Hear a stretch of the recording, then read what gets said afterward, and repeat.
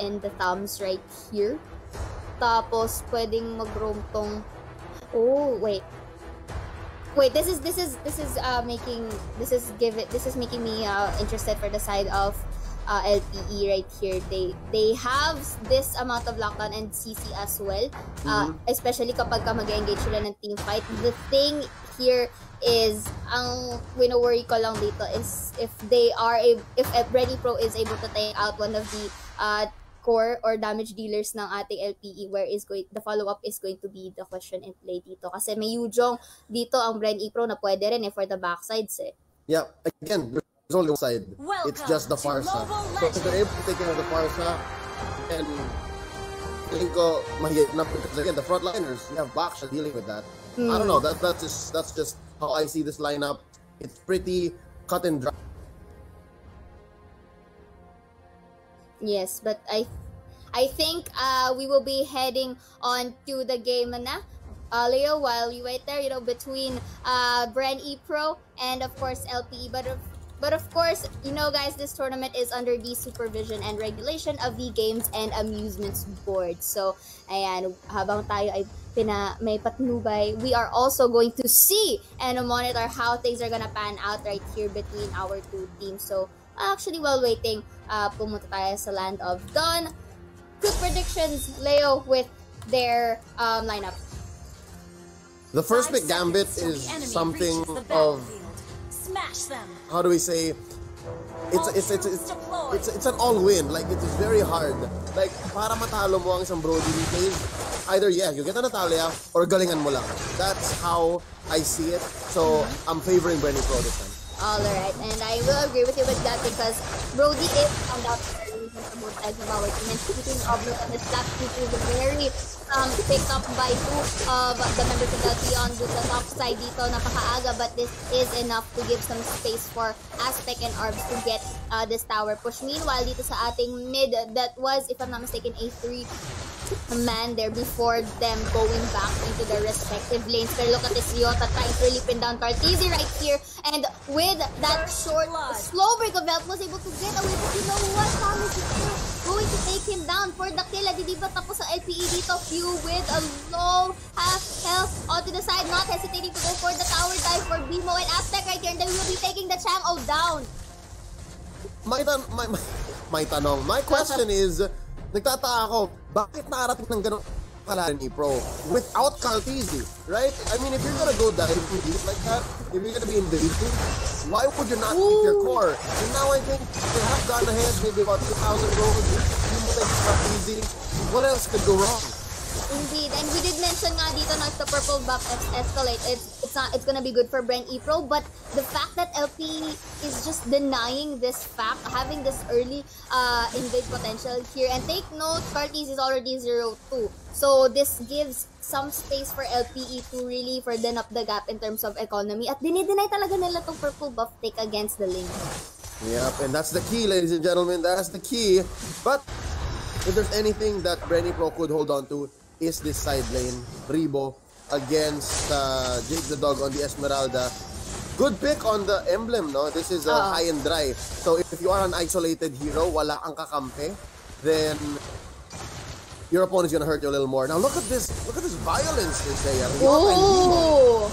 Look at how they rotate right here, Leo, and really taking down the link off the board, goes onto top and takes one for themselves. And Bren Pro here attempted to do that against Esmeralda, but unfortunately, he was able to go back to safety. And with this, having 4 people doon sa baba leaves space for the top side na LP to actually take it down. And this is just 2 minutes na ating laro. So in terms of map control, I think LP has this around for themselves. So Ribo, a bit of overcommitment right there and will be taken down by the force. Isa sa mga sagot sa isang Brody ay galingan nyo na lang. Be aggressive across the board. Be aggressive towards the lane of said Brody and just pressure them. Walang pake yung mga team natin ngayon sa outer energy shield. Outer turret energy shields. Yes. It's a combination of one of those words. Anyways, it's 3 minutes in, butas na yung top, And then 3 minutes in for even Bren Pro, they are losing this, by the way, early game. What is that? 4K gold lead for Eagles? Pero muntik na lang kunin yung bottom lane. Ganun ka-agresibo ang dalawang team na to, and that's how big these rotations are.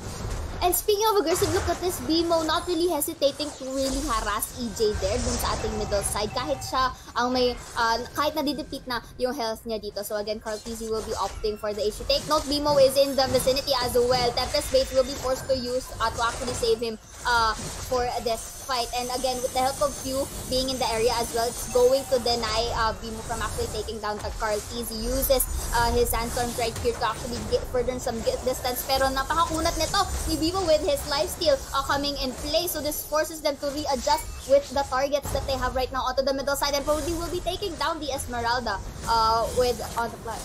Yep, pero saya, walang lifesteal kung may mark of back siya. Alright, kaya napaback out doon si BMO, and the duo of Rebo and EJ were able to get 1 kill on Jake the Dog. So now we're seeing, so far, Rebo on that Brody is paying off even if they are at a disadvantageous position. Now Rebo bites it. Oh no, buti wala siya delay damage. Helix! Oh! Okay, that was a close call for Rebo right there, but that was a pretty good gank as well coming in from LPE dito. Kasi it was enough to actually bring Rebo back into his turf, and this is also an opening for LPE to push again one of these side lanes right here. And nabanggit mo nga, no, for Bren Pro to work this out, they have to really fortify yung side lanes nila dito. Pero the fact that yung pinaka mabilis na pacing na pinapakita ng LPE ito is very different from the usual games that they have. They're really gaining control of the early game or the early potentials dito nila. Kasi the more that they actually fortify this, and the more na talagang dinideny nila si Cartizzi from actually going online, this is really looking good for them in terms of objective takes, just like what happened right now. And of course, the Kali took take control, and the Farsa for the finisher. Yeah. So yeah, this is exactly what you said. It's both true and, you know, new at the same time. Because as you can see from our head-to-head earlier, whenever the Eagles win, they win quick, 12 minutes. Yes. And now, you said it is pretty new. Hindi ito nakakasanayan natin based on what we've seen from them in Season 2. It's because maybe they're trying something that they haven't done before. Maybe, Coach Panda said, guys, pedal to the metal. Walang breaks to. Diretso yun yung unahan nyo. Kasi wala tayong sagot sa Brody. Bilisan nyo na lang. And so far, it's working. They're not giving that sort of breather for Bren Pro to actually escalate all throughout and gaining at least a bit of control for the economy. Kung titignan mo dito, they already again denied EJ for playing off the board dito. And this leaves Aspect and Dagan to really enter kahit anong fights dito with no hesitation, kahit nasa Torre man yan. Kasi look at the gap that they're already inflicting against Bren Pro here. So this really forces them to be in a reactive state. I love it. Tank Khalid, whenever it works, it works. Yes. They're gonna be pushing down bottom. Items already unlocked. Jake the Dog, siya ang magsisilbing medyo mas tanke. Already has the talisman and then picks up Brute Force Breath Blast right after. So, alam mong gusto mo ipagbabaka ng Esmeralda na to. So, instead of like having real tanks, ang ginagawa ng LPE dito is just sustainable frontliners. Technically, Khalid with just a Cursed Helm, it should be an Oracle. I think the Oracle's coming up real soon. That's already good. 304! 304, Seiya. He's like responsible for half of the purple buff steals on Carlizzi, who is definitely not having a good base. 0-0 on this lane with 0 purples. Yes, this is one of, I guess, the fast takes of LPE right here in terms of the early game fights. And I like it how you said that they're really sustaining it in terms of fights. Kasi nakikita natin ngayon, Yuzong here will try to go for the entry, but the Feather Airstrike is gonna pull through again with the Falling Star Moon as well. So taking a lot of shields in the process right here. Revo forces to back away. But look at this, naipit nila si Baksha dito, and of course, Benedetto will be going for the kill. And this is just really a matter of patience coming in from LPE to go inside. Kasi kung nabutas nila ang top, also actually all of the lanes right here, ang natitira na lang na nasa labas is yung nasa middle side. So in terms of map control, LP has the upper hand. So again, this is going to be another skirmish fight coming in from the inside. Again, no hesitations from the tower dives right here. And this is not all. Look at this ult coming in. The lane will be taking one back, but it's going to be another trade for the Benedetta here, taking 2-1 in favor of LP. you mentioned the magic word, Saya. You said patience here. When you're in a position like this, 8 minutes, 30 seconds in, lamang ka ng almost 7, 8K, iniisip mo, wala na, panalo na to. Pero just the same, if ever, more importantly now, dapat may disiplina pa rin. So far, I think that still is present here on the side of the Eagles. Although they did suffer a couple of deaths already, one on Ryota recently. Ang key dito, wag lang mamatay si Aspect at si Arvs. Protect Arvs, protect Aspect, because that's more of your additional and respectable damage. And Arvs is in trouble. That was a beautiful sandstorm and a feathered airstrike combo coming in from the Khalid and Farsa, really pinning down Flap Easy in their long run. And nagkaroon naman sila na trade dito, taking down Arvs as well. But this, in terms of objective takes, is open for LPE to do. But Rebo and Few, right here, trying to at least shove away the minions dito sa ating kita para may konting control sila sa kanilang jungle side. The control that Eagles have here is impressive. They have choked out important parts of the map, and because of that, I think they've mentally conditioned KarlTC to not even cross the first tier turret. Not even the river, the first tier turret. Because someone might be, again, engaging from the side lanes. You have Ryota with the jump from a bush. You have the rampaging sandstorm, sobrang laki ng range. You have the falling star moon.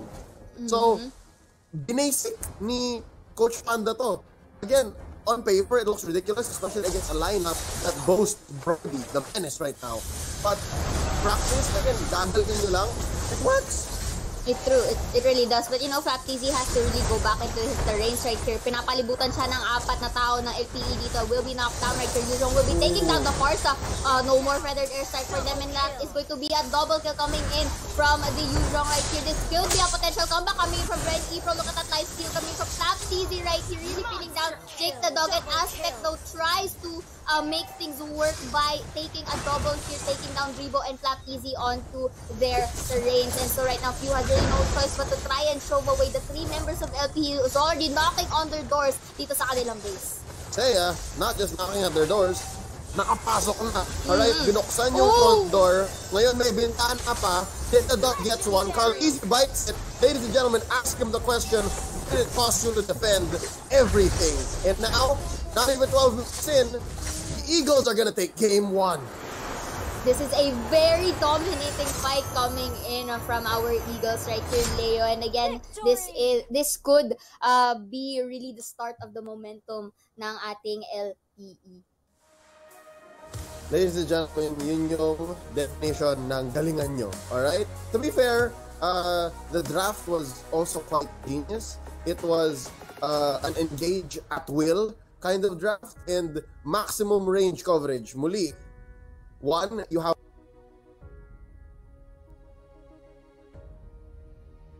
Okay, so again, while waiting for my co-caster right here, LPE really did a splendid job here taking control of the early phases of our game, really denying KarlTC off the bat, making sure that he is going to stay on his turf right here.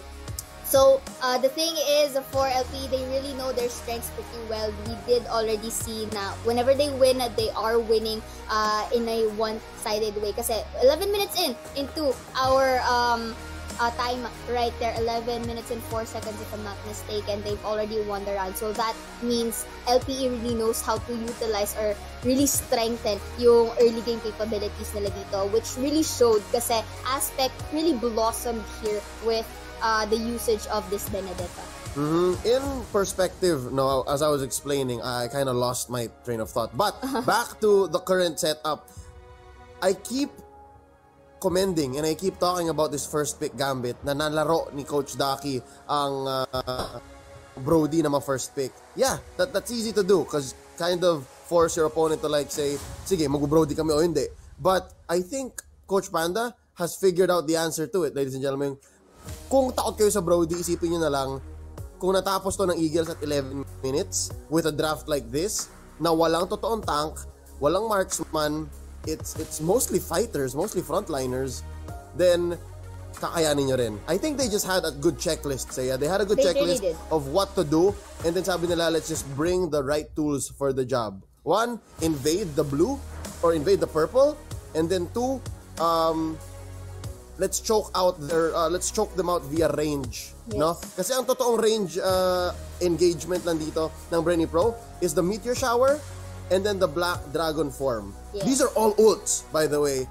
But for the Eagles, I think mas maganda yung uptime nila, mas mabilis sila na nakapag-engage. Their cooldowns are a little lower compared to what Bren Pro has to bring, and you pair that with, again, lightning fast execution, 11 minutes.